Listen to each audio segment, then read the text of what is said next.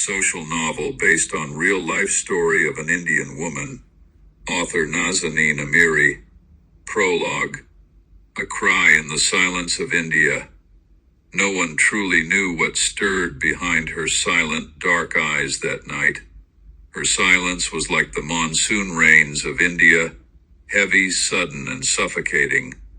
There were stories hidden in her gaze, stories too deep to ask about, stories never spoken aloud, never written down, stories etched into her skin, buried beneath her bones.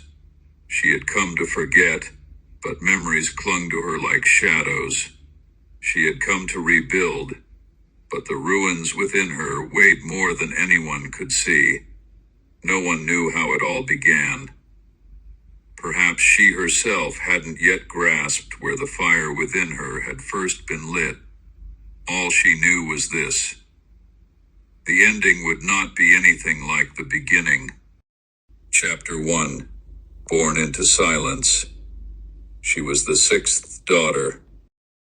In a house where the walls echoed more with blame than lullabies, and the windows opened not to sunlight, but to judgment. In a family where each daughter was seen as a stain on the father's pride, and every birth another blow to a man who had longed for a son. 5 girls came before her, and then her. A daughter marked as cursed before her eyes had even opened. Her mother, exhausted, looked at the newborn and muttered under her breath. Another girl. Her father didn't speak for half a day. He simply left the house and didn't return until nightfall. They had prayed for a boy. They had even chosen a boy's name. They didn't bother changing it.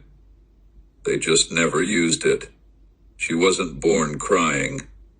Not because she lacked will, but because her kidneys did. Kidney failure. The doctor told her mother, if she survives, it will be a life full of suffering. And the mother, who had endured childbirth 5 times before, didn't even shed a tear. Perhaps deep down, she hoped the child wouldn't take her first breath, so both she and her husband could be freed from this disappointment. But the girl survived, with relentless fevers, fragile limbs, and a body that was always cold. At night she trembled, but her mother never came. She would say, "You've been bad luck from the beginning." Her sisters were wounds of the same house, but at least they were born when hope for a son still flickered. She was the last failed arrow her father had shot into the dark. A daughter no one even wanted to look at. Throughout her childhood, she lived in the corners. No games, no lullabies, no warm hands. Only cold stares, half-spoken sentences, and heavy silences over poor, thin meals. Of all the people in her world, only once did someone say to her, "Maybe you were meant to live." A woman teacher at school who left the village a few months later. Still, the girl clung to those words like a rescue rope. Not because she believed them, but because they were the only thing she could hold on to when no one else would. But even that sentence couldn't replace an embrace, and so the girl, in a house full of daughters but empty of love, grew up quietly, with aching kidneys and a heart that hurt even more, cracked and worn from years of being unwanted. Chapter 2. A shadow in the classroom. School was the only place where she could almost forget herself for a few hours. The classrooms, with their cracked benches and dusty walls, felt like a kind of refuge. But even there, she never truly felt like she belonged. Her clothes always smelled of age and wear. Hand-me-downs from her sisters, washed too many times, faded in color, patched in places, sometimes stained beyond saving. The sleeves were either too long or too short. She always found herself shrinking into them, trying to disappear. She never had a new school bag. Her pencils were worn down leftovers, and when the lunch bell rang, hers was the only bag that held nothing. No sandwich, no fruit, not even a dry piece of bread. She would sit quietly and watch the mouths chewing around her. Sometimes she drank water, hoping it would fill the emptiness inside her just a little. When she came home, if anything was left from lunch, they would give it to her. Cold, tasteless, sometimes only burnt rice from the bottom of the pot. She was always the last in everything. To them, she was just extra. Not someone to love, not someone to hear. Days would pass without anyone even saying her name. Her presence in the house was like a shadow there, but unseen. Some of her teachers noticed. Her old clothes, the tiredness in her eyes, her silence. But no one asked questions. And she had learned how to swallow pain without saying a word. Years passed like that. Grade after grade, with no birthday cakes, no new books, no one waiting at the gate. Until she turned 15. That was when something shifted in her parents' eyes. Their look was no longer just blame or indifference. It was calculation. Whispers began to echo through the house. Her mother murmuring under her breath, "It's time, she's 15, we should marry her off." And her father, with a voice as dry and cracked as old wood, said, "We don't need another mouth to feed. If someone's willing to take her, let them. She'll be free and so will we." And as always, she said nothing. She lowered her head and felt, for the first time, that even her shadow was being trampled underfoot. She was no longer a little girl. Her body was changing, but her soul still clung to childhood, still hoping that maybe just once someone would say, "Don't go, stay because we love you." But in that house, no one spoke of love. They only counted how many mouths at the table, how many pieces of bread, and which daughter was next to go. Chapter 3. A marriage meant to erase her. Her name was Anaya, but at home no one really used it. They called her the other one, the sixth girl, or sometimes said nothing at all, just a glance, a gesture, as if that was enough to acknowledge her existence. Now, the other one was to be married. The man was 40, a grim, quiet man from the same village, recently divorced. He had 2 children, a 10-year-old boy and a 7-year-old girl. His wife had left the year before. No one said exactly why, but the whispers never stopped. Anaya's father said, "We're lucky someone finally agreed. He needs a girl to help raise his kids." Her mother added, "At least one less mouth to feed." And it's ending on a good note. Anaya said nothing. That night, she sat alone in a corner of the yard. The buzzing of mosquitoes grew louder than the thoughts circling her head. She stared at the still, dry sky. Even the stars seemed dimmer than usual. And the next morning, before the sun had fully risen, she wrapped her mother's scarf around her neck and tied it to the old well's beam behind the house. Her hands trembled, but not from fear of death, from the weight of continuing a life she never chose. The rope snapped, and once again the earth rejected her exit. An hour later, her mother screamed, "Shame on you, what will people say? Even the dead have more dignity than you." Her father, without even looking at her, said, "Since dying didn't work, marrying sure will."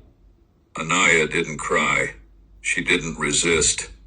Something inside her had broken, so deeply it made no sound.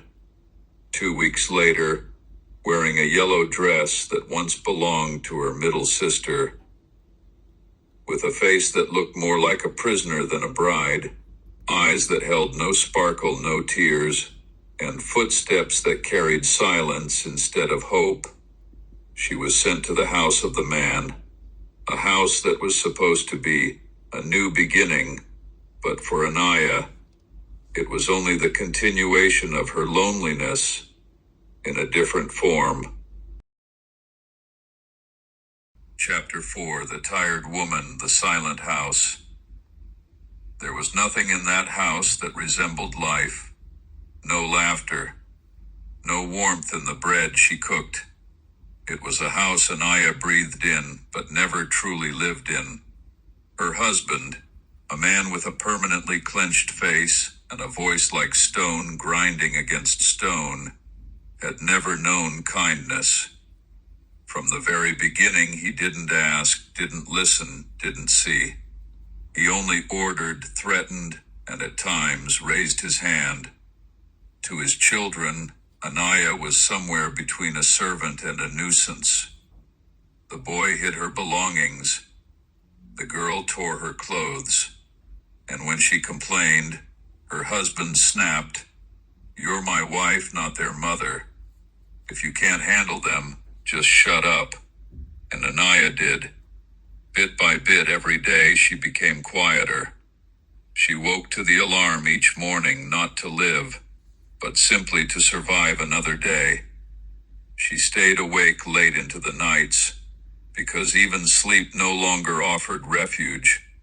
Her nightmares mirrored her days, real, repetitive, and inescapable. The first time she swallowed pills, she hoped to sleep and never wake again. But she only got sick, vomiting, dizziness, shame. When her husband found out, he said, "If you want to die, do it properly. Halfway just costs money." The second time, she slit her wrists in the bathroom. The water turned red, slowly, silently, but life clung on. She stayed, wrapped in bandages, with a soul drifting further from her body each day. The third time, she threw herself from the rooftop. All she gained was 2 broken legs. But that day, something finally shifted. That night, without shouting, without hitting, without threats, her husband said, "I don't want you anymore. You're too broken, too quiet, too alive without being alive." And as he lit a cigarette, he added, "I'm divorcing you." And this time, Anaya didn't cry. For the first time, her heart didn't break from pain. It cracked from something almost like relief. Something faintly resembling light, even if still far away. Chapter 5: The Beginning Again. Anaya was alone. The divorce didn't feel like a sudden blow. It felt like waking up from a nightmare that had dragged on for years. She had no home, no family willing to take her in. Just herself, and the ruins of what used to be herself. One night, in the silence of an empty room, she picked up her old phone. With trembling fingers, she dialed a number. An old friend. A classmate from long ago. A girl who once shared her lunch, her laughter, her silence. The first call was stiff, distant. Then the second, then the third. Some friends were doing okay. Some were barely getting by. Some were as broken as her. But when she finally called Priya, something was different. Priya's voice was warm, steady, like the voice of someone who had stood through storms and remained unshaken. Priya had become a doctor, a general practitioner in Delhi, single and independent. When Anaya's voice cracked and she said, "I'm divorced. I have nowhere to go. I swear if I'm left alone again, I'll end it." Priya went silent. Then she replied, "You're not alone. I'll send money for your bus ticket. Come to Delhi. Come to my home. We'll start from there." A few days later, Anaya boarded a bus for the first time that wasn't taking her deeper into darkness. Delhi. Crowded, noisy, chaotic. But this time it didn't feel like a place to disappear. It felt like a place to be found. Priya welcomed her with open arms. She introduced her to one of her colleagues, a gentle, patient psychologist. For months, Anaya sat in therapy sessions, peeling herself open layer by layer, with tears, with rage, with silence. And from that silence, a decision was born. She would rebuild herself from scratch. With Priya's help, she found work at a hospital. It was cleaning. Low-paid, hard, humble, but honest. Mornings in the hospital, evenings in the classroom. She studied law. Every page she read reminded her of the women whose voices had been silenced like hers. 4 years later, she earned her bachelor's degree. Then she applied and received a scholarship for a master's program in Germany. When her plane landed in Munich, the sixth daughter, the unwanted child, was no longer just a survivor. She was a woman reborn. She continued her master's and a PhD in women's rights. She wrote, she defended, she fought, and she became a lawyer. Now she walks courtrooms she once only saw in dreams. And she defends women whose voices still tremble until they see her and realize they can stand, they can come back, they can survive. Her name is no longer just Anaya. She is the voice of all those women who were never heard. She is a cry in the silence of India. The end.